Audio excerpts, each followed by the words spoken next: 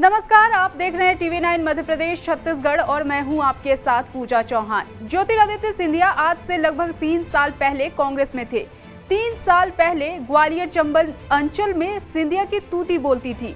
इस अंचल में पार्टी का हर फैसला सिंधिया की मंजूरी से ही किया जाता था। यहाँ तक कि दिग्विजय सिंह और कमलनाथ भी इस रीजन में ज्यादा एक्टिव और एक्टिविटी से बचते थे। सारा दारोमदार महाराज के ऊपर हुआ करता था। लेकिन सिंधिया ने जब से हाथ का साथ छोड़कर बीजेपी का दामन थामा, सिंधिया समर्थक परेशान दिखाई देने लगे हैं। परेशान तब भी दिखाई दे रहे थे जब बीजेपी हाईकमान ने विधानसभा चुनावों के लिए तमाम दिग्गजों को जिम्मेदारी सौंपी। इसमें ग्वालियर चंबल रीजन से नरेंद्र सिंह तोमर का नाम आया। उन्हें पूरे प्रदेश में चुनाव प्रबंधन का काम सौंपा गया है। वैसे तोमर को ये जिम्मेदारी पहले भी सौंपी जा चुकी है। नरेंद्र सिंह तोमर को बीजेपी संगठन में काम करने का अनुभव भी है और बीजेपी को तोमर के अनुभव का फायदा भी मिलता रहा है। लेकिन इससे सिंधिया समर्थक परेशान दिखाई दे रहे हैं।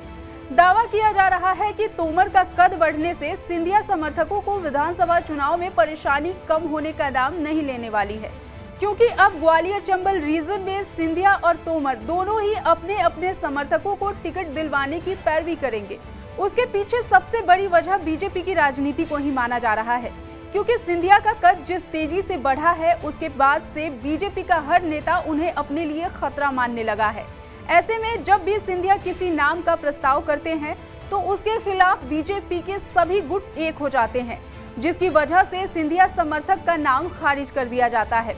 तो दूसरी ओर सिंधिया समर्थक भी इसी के चलते अब बीजेपी का दामन छोड़कर वापस से कांग्रेस में जाने की तैयारी में है, क्योंकि उन्हें लग रहा है कि अगर बीजेपी में रहेंगे तो राजनीतिक भविष्य खतरे में आ जाएगा।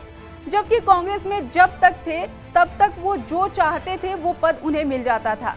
इस मामले में नरेंद्र सिंह तोमर से जब सवाल किया गया तो उन्होंने सीधे तो जवाब नहीं दिया, लेकिन अपने ही अंदाज में कहा था कि इस बारे में हाईकमान ही फैसला करेगा और जो भी फैसला करेगा वो प्रदेश बीजेपी की स्थिति को देखकर ही किया जाएगा। तोमर ने कहा था कि सिंधिया पार्टी के नेता हैं, उनकी पूरी भूमिका रहेगी। बीजेपी में सबकी भूमिका केंद्रीय नेतृत्व ही तय करता है। अब क्या भूमिका रहेगी ये अब तक तय नहीं हुआ है। दरअसल बीजेपी में सिंधिया के आने से ग्वालियर चंबल रीजन की पूरी राजनीति ही बदल गई है। इसके पीछे यहाँ बीजेपी में नरेंद्र सिंह तोमर एकमात्र सर्वमान्य नेता माने जाते थे, लेकिन अब दूसरे ध्रुव के रूप में सिंधिया उनके सामने है। हालांकि तोमर पर उनको साथ लेकर चलने की जिम्मेदारी है, तो सिंधिया के चलते अपने वजूद को बचाना भी है। इसीलिए दोनों के बीच टकराव खत्म होने का नाम नहीं ले रहा है। दूसरी सबसे बड़ी चिंता बीजेपी की विचारधारा के प्रति समर्पित कार्यकर्ता लगातार हो रही उपेक्षा से नाराज हैं। नरेंद्र सिंह तोमर को बीजेपी के पुराने कार्यकर्ताओं को भी मनाना है। हाल ही में जिस तरह से बीजेपी के पुराने नेताओं के बयान सिंधिया को लेकर आए हैं, उससे पार्टी परेशान दिखाई दे रही है।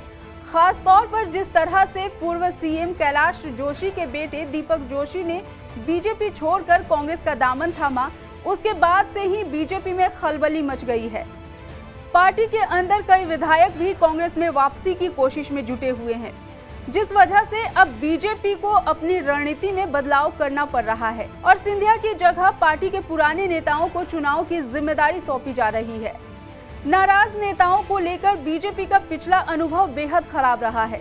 नाराजगी की वजह से 2020 के विधानसभा उपचुनाव में पार्टी को कई सीटों पर हार का मुंह देखना पड़ा था। यही वजह है कि अब हर नाराज नेता को मनाने की भरसक तैयारी चल रही है, जिससे साफ संकेत मिल रहे हैं कि सिंधिया की नहीं बल्कि पार्टी में पुराने नेताओं की सुनी जाएगी, क्योंकि चुनाव से पहले सत्ता विरोधी लहर की आहट सुनाई दे रही है और हवा के रुख को कार्यकर्ताओं के बूते ही बदला जा सकता है। इसीलिए सिंधिया की जगह बीजेपी में एक बार फिर से पुराने कार्यकर्ताओं की पूछ परख बढ़ रही है।